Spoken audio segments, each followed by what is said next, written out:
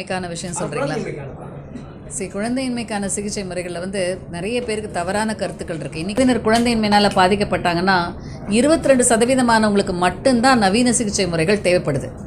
இது இன்று வந்து இந்த 31 வருடமாக நாங்கள் வந்து இந்த சிகிச்சை முறையில் ஃபஸ்ட் டைம் ஒரு reproductive clinic under one roof வந்தது எங்கள் ஹாஸ்பிட்டல் தான். 31 வருடங்களாக நாங்கள் இதை பார்த்துட்ருக்கோம்.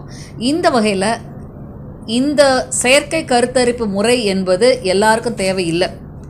22% to 27% மட்டும்தான் இந்த நவீன சிகிச்சை முறைகள் IVF முறைகள் தேவை.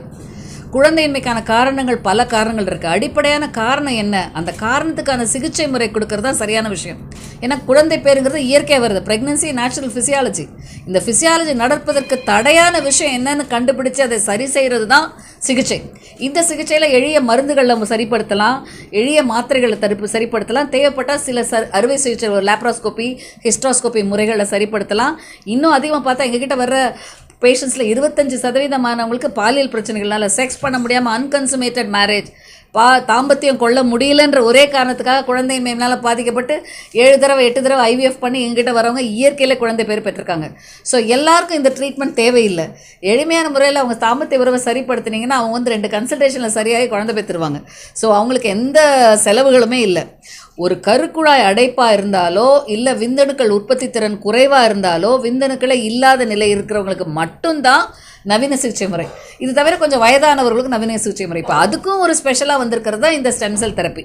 இந்த ஸ்டெம் செல் தெரப்பியில் ஈவன் சினை முட்டைகள் ரொம்ப குறைவாக இருக்க பெண்கள், ஏன்னா இப்போ நம்ம அதிகரித்து வருகிற 3 விஷயம். இன்றைக்கி வந்து திருமண வயதுங்கிறது ரொம்ப அதிகம். முன்னாடி வந்து சின்ன வயசில் கல்யாணம் பண்ணவங்க நிறைய பேர், ஆனால் இன்றைக்கி வந்து திருமண வயதுங்கிறது சாதாரணமாக 30 வயதுக்கு மேலே வருகிறவங்க நிறைய பேர்.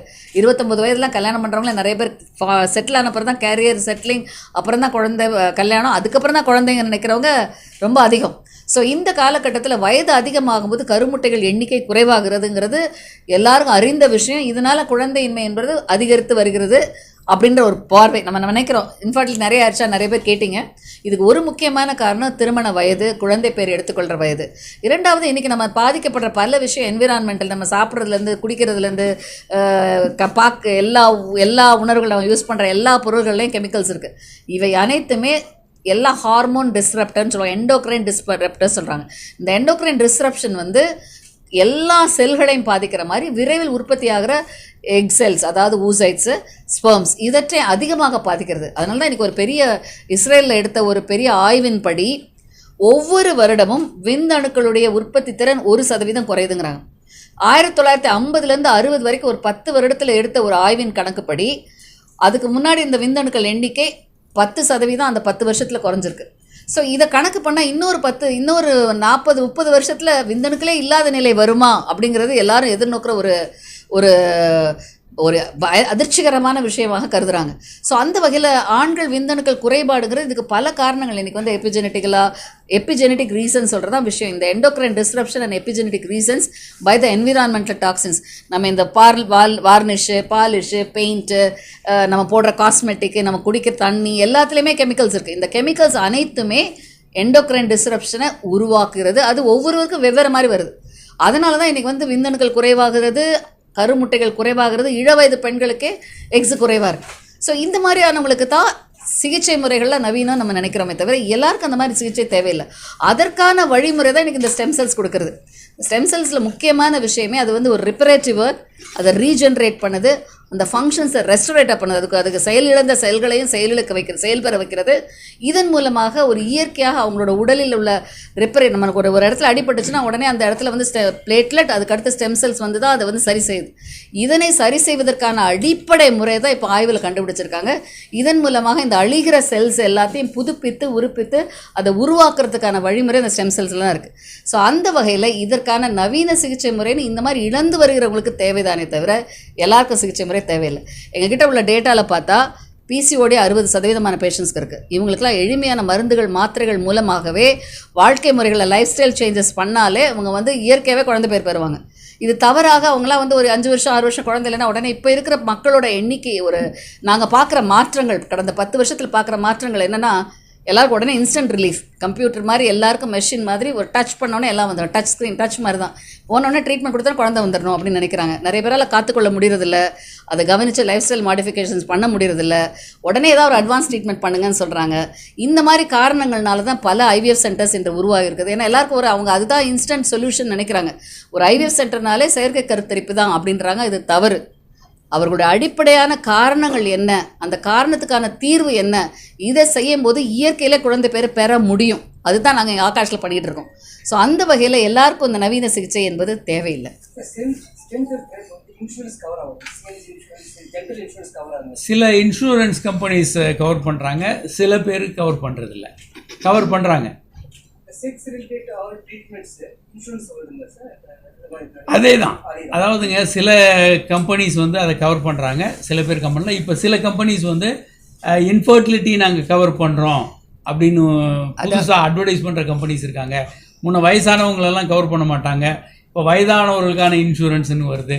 மாறிக்கிட்டு இருக்கு நிலைமை, ரொம்ப மாறி. ஸோ அதை வந்து ஒரு வியாதின்னு நம்ம நினைக்கிறது இல்லை. இன்ஃபர்டிலிட்டிங்கிறத வந்து வியாதின்னு நினைக்காததுனால தான் இன்றைக்கி குடும்ப கட்டுப்பாடுக்கு கொடுக்குற ஒரு முக்கியத்துவம் இன்றைக்கி குழந்தையின்மை சிகிச்சைக்கான முறைகளில் ஈவன் கவர்மெண்ட் கொடுக்குறதில்ல. ஆனால் இதிலே இப்போ மாற்றங்கள் வந்துருச்சு. இன்றைக்கி கவர்மெண்ட் ஹாஸ்பிட்டல்ஸில் செயற்கை கருத்தரிப்பு முறைகள்லாம் நம்ம கவர்மெண்ட்டில் மினிஸ்ட்ரே ஸ்டார்ட் பண்ணியிருக்காங்க. அது ஒரு நல்ல நிகழ்வு. ஸோ இந்த வகையில் இதை வந்து ஒரு வியாதின்னு பண்ணும்போது தான் இன்சூரன்ஸ் கவர் பண்ணுவாங்க. வியாதின்னு கவர் பண்ணணும், அவனுக்கு வந்து இதுக்கு ஒரு சொல்யூஷன் இருக்குது அப்படின்னா தான் கொடுக்குறாங்க. இன்றைக்கி உலக அளவில் பார்த்திங்கன்னா வெளிநாட்டில் வந்து ஐவிஎஃப்கான 5 முறை இன்சூரன்ஸ் கொடுக்குறான். ஈவன் கார்டியாக் ஸ்டென்டிங் கூட ஒரு தடவை தான் கொடுக்குறான் வெஸ்டர்ன் கண்ட்ரீஸில். பட் ஐவிஎஃப்க்கு மட்டும் 5 முறை கொடுக்குறான். பிகாஸ் அவனுக்கு தெரியும் அடுத்தடுத்து பண்ணால் தான் சக்ஸஸ் வரும். ஆனால் நம்ம நாட்டில் அவ்வளோ இன்சூரன்ஸ் கொடுக்க முடியாதுன்ற காரணத்தினால நிறைய நேரம் கொடுக்குறதில்ல. பட் பல ப்ரைவேட் கன்சர்ன்ஸ் அவங்களுக்கு இந்த மாதிரி ஐவிஎஃப் ட்ரீட்மெண்ட்டுக்கும் கொடுக்குறாங்க. ஏன்னா அவங்களோட ஒர்க்கர்ஸ்க்கு வந்து அது வந்து பெனிஃபிட்டாக நினைக்கிறாங்க. ஸோ இனி ஒரு காலத்தில் கண்டிப்பாக இது மாறுபட்டு வரும். ஏன்னா நாங்களே நிறைய விதத்தில் ரெப்ரசன்ட் பண்ணியிருக்கிறோம். ஏன்னா இதே நீங்கள் வந்து நோயாக கருதுங்க, இவங்க உடல் அளவில், மனதளவில், சோஷியல் அளவில் மற்ற வியாதியை விட ரொம்ப அதிகமாக பாதிக்கப்படுறாங்க. ஸோ இவங்களுக்கு கண்டிப்பாக இன்சூரன்ஸ் கொடுக்கணும் அப்படின்றத கொடுக்குறோம். ஈவன் எங்கள் ஆகாஷ் குழந்தையின்மை சிகிச்சை மையத்தில் எங்களோட 25 வருஷம் இதோட ஒரு இதுவாக வந்து ஆகாஷ் அவங்களுக்கு ஒரு பெனிஃபிட்ஸ் கொடுக்குறோம். அவங்களுக்கு வந்து இன்சூரன்ஸ் வந்து interest free insurance we arrange. நாங்கள் அதை வந்து டைப் பண்ணி ஹெச்டிஎஃப்ஸோடு கொடுக்குறோம். இதன் மூலமாக அவங்களுக்கு வந்து இந்த சிகிச்சை முறைகளில் இன்சூரன்ஸ் கவர் ஆகாதவங்களுக்குள்ள இந்த மாதிரி லோன் ஃபெசிலிட்டிஸ் கொடுத்து வட்டி இல்லாத லோன் ஃபெசிலிட்டிஸ் கொடுக்குறோம். இதன் மூலமாக இல்லாதவங்க கூட இந்த ட்ரீட்மெண்ட்டை எடுத்துக்கொள்ள முடிகிறது. சார், ஒரு விழிப்புணர்வு தான். முதல்ல வந்து பாலியல் பற்றிய விழிப்புணர்வு கண்டிப்பாக வேணும் மக்களுக்கு. பாலியல் பற்றிய அறியாமை ஒரு பக்கம் மிகப்பெரிய அளவுக்கு இருக்குது, எல்லாருக்கும் இருக்குது. இது வந்து சிறுவர்களுக்கு தான் அப்படின்னு இல்லை, சிறு வயதிலிருந்து நம்ம உயிருள்ள வரைக்கும் நிறைய குழப்பங்கள் இருக்குது. வயதான காலத்தில் எந்த வயது வரைக்கும் தாம்பத்திய உறவு வச்சுக்கலாம், ஒரு 70 வயது 80 வயது பண்ணவங்களுக்கு உடல் நலிவுற்றுமா, வச்சுக்கலாமா, அது சரியா தப்பா, கர்ப்பப்பை எடுத்துட்டா இல்லை மாதவிளக்கு நின்றுச்சா உறவு வச்சுக்கலாமா, ஏராளமான கேள்விகள் இருந்துக்கிட்டே இருக்கும். இந்த கேள்விகள் ஒன்று. ரெண்டாவது, இன்றைக்கி மசாஜ் பார்லர் இந்த மாதிரியான பாலியல் தொழில் ரொம்ப அதிகமாக இருக்குது எல்லா இடங்கள்லையும். பாலியல் பற்றிய கேள்விகள் இப்போ நிறைய வருது. எனக்கு HIV வருமா, பால்வினை நோய் வருமா, திருமணத்திற்கு வெளியே உறவு பார்ட்டிகள் அது இதுன்னு போயிட்டு. அப்போ அதை பற்றிய ஒரு தெளிவு வேணும். அதே தவிர பெண்களுக்கான பிரச்சனைகள், இந்த மாதிரி பாலியல் அப்யூஸ் வந்து நீங்கள் நம்ப முடியாத அளவுக்கு இருக்குது. 64 சென்னையில் எடுத்த ஆய்வு, இது துலிப் எடுத்த நிறுவனம் எடுத்த ஆய்வு. 64% பெண் குழந்தைகளும் 53% ஆண் குழந்தைகளும் வாழ்க்கையில் கண்டிப்பாக ஏதாவது ஒரு கட்டத்தில் பாலியல் துன்புறுத்தலுக்கு ஆளாகிறாங்க. இப்போ ரேட் எவ்வளோ பாருங்கள். பல பேர் என்ன நம்ம நினச்சிக்கோ, நம்ம வீடுகளில் இருக்கவங்களாம் ரொம்ப சேஃப்னு. அப்படியெல்லாம் கிடையவே கிடையாது. யார் வேண்டுமானாலும் எந்த இடத்துல வேண்டாலும், ஸ்கூலில் நடக்கலாம், காலேஜில் நடக்கலாம், போகிற வேனில் நடக்கலாம், இல்லை நம்ம வீடுகளில் இருக்க பெரியவங்க, பக்கத்து வீட்டு அங்கிள், யார் வேணாலும் இதை பண்ண முடியும். அப்போ இதெல்லாம் வந்து இந்த கல்வி மூலமாக தான் சொல்லித்தரணும். பெற்றோர்கள் தான் அதை ஆரம்பிக்கணும். ஆனால் அன்பார்ச்சுனேட்டாக அப்படி யாரும் ஆரம்பிக்கலை. அப்போ இந்த விஷயங்களை பற்றிய இப்போ ஒரு 17 வயது பையன் வந்து தெரிஞ்சுக்கணுன்னா எங்கே தெரிய முடியும்? அந்த மாதிரி அக்சஸே நம்ம வைக்கலை, ஆனால் வைக்கணும். அதுக்காக தான் நாங்கள் என்ன பண்ணோன்னா ஒரு ஹெல்ப்லைன் நம்பர் ஒன்று கொடுத்துருந்தோம், 9841266666ன்னு. அந்த ஆய்வுகள் 2 நாளைக்கு முன்னால் அதை இதில் வெளியிட்டோம்.